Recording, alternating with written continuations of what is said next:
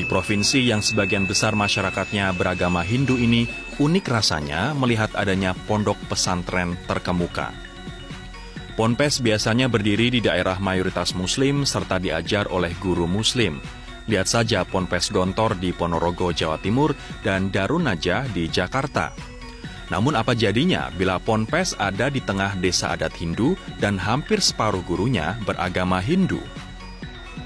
Adalah Pondok Pesantren Bali Bina Insani yang terletak di tengah desa adat di Tabanan, Bali.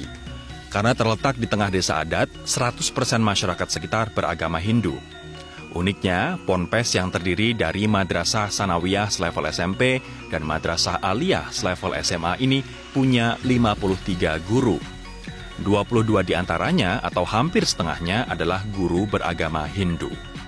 Saat ini saya berada bersama Ustadz Yuli yang merupakan pengasuh dari Pondok Pesantren Bali Bina Insani. Ustadz, mungkin bisa dijelaskan lebih dahulu apa bentuk-bentuk toleransi di sini. Saya dengar kabarnya ada bahkan hampir 50% guru-guru beragama Hindu. Apakah betul itu? Kami tumbuh diiringkan oleh Allah dengan saudara kita yang beragama Hindu.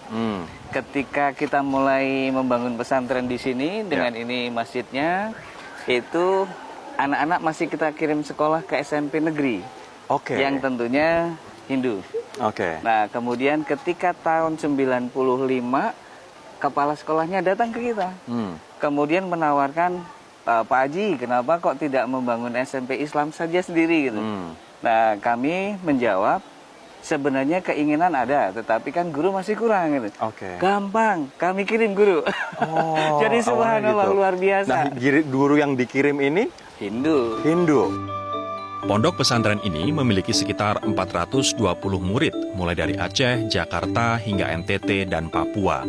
Karena nilai toleransi yang diajarkan, Ponpes ini dijadikan tujuan kunjungan dan contoh toleransi di Indonesia oleh Kemenlu atau Kementerian Luar Negeri saat digelar Bali Democracy Forum di tahun 2016. Sebanyak 96 duta besar dan perwakilan NGO internasional hadir di sini saat itu. Bahkan, Ponpes yang bahasa pengantarnya menggunakan bahasa Indonesia, Arab, dan Inggris ini mendapat predikat Tolerance Boarding School dari Kementerian Luar Negeri. Lantas, apa ya yang diajarkan oleh para guru yang beragama Hindu? Kepala sekolah punya jawabannya. Nah, rata-rata teman-teman yang beragama Hindu mengajarnya apa, Bu Ida? Mata pelajaran umum. Mata pelajaran umum. Ya, ada geografi, bahasa Indonesia, ekonomi, matematika, kimia, fisika, olahraga. Bentuk-bentuk toleransi ketika misalnya Idul Fitri dan ketika misalnya Nyepi, Bu Ida, kayak gimana, Bu? Kalau Idul Fitri biasanya kita ada, ini yang satu aja ya contohnya, misalnya THR nih, kita dapat guru-guru kita kasih THR, sama semuanya. Semua dapat THR? Iya. Tuh. Kemudian kalau Nyepi, kita juga perintah dari pimpinan pesantren meliburkan.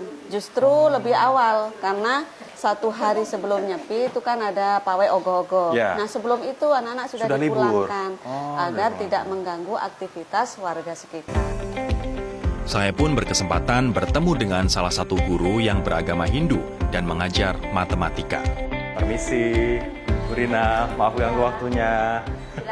Teman-teman, adik-adik, maaf ganggu waktunya sebentar ya.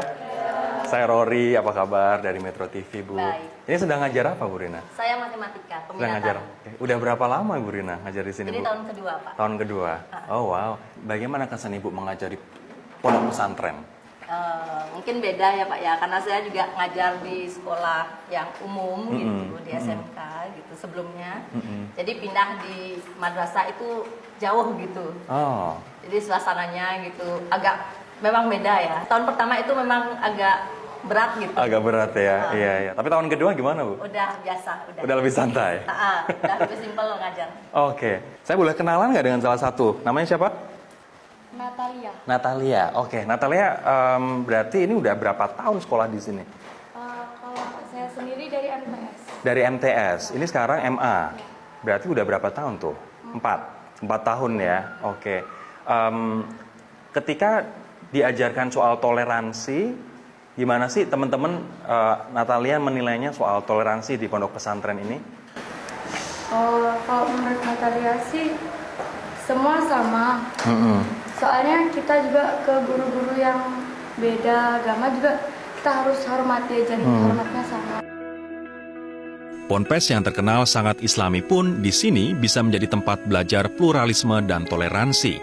Saya pun menjadi terngiang dengan apa yang disampaikan putra pendiri Ponpes ini, Ustadz Andika. Apa yang Ustadz pengen harapkan dari suatu pondok pesantren yang benar-benar mengamalkan nilai-nilai toleransi? Ya, kita sebetulnya jika berbicara tentang konsep mayoritas minoritas pasti akan selalu ada gesekan. Ya seharusnya toleransi itu adalah mayoritas ya menyayangi minoritas dan minoritas menghormati mayoritas. Seperti itu aja sudah cukup. Jadi jangan lagi ditimbulkan ada misleading atau apa yang lain, mispersepsi harus misalnya harus menghormati Islam. Ya belum tentu juga, kayak di Bali kan mayoritas Hindu. Jadi nggak bisa juga, betul. Jadi pakem menghormati Islam itu tidak bisa berlaku di semua tempat. Jadi pakemnya yang harus seperti tadi, menghormati mayoritas dan menyayangi minoritas. Bahwa kadang kita perlu belajar menjadi minoritas untuk merasakan bagaimana rasanya menjadi minoritas sehingga mampu menerapkan prinsip menyayangi minoritas, menghormati mayoritas tadi. Bahwa toleransi masih banyak kita temui di Indonesia.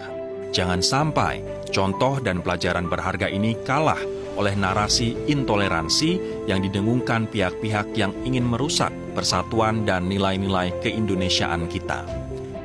Islam, Kristen, Katolik, Hindu, Buddha, Konghucu, serta kepercayaan adat dapat hidup berdampingan bila kita saling menghargai dan menghormati, dimanapun itu.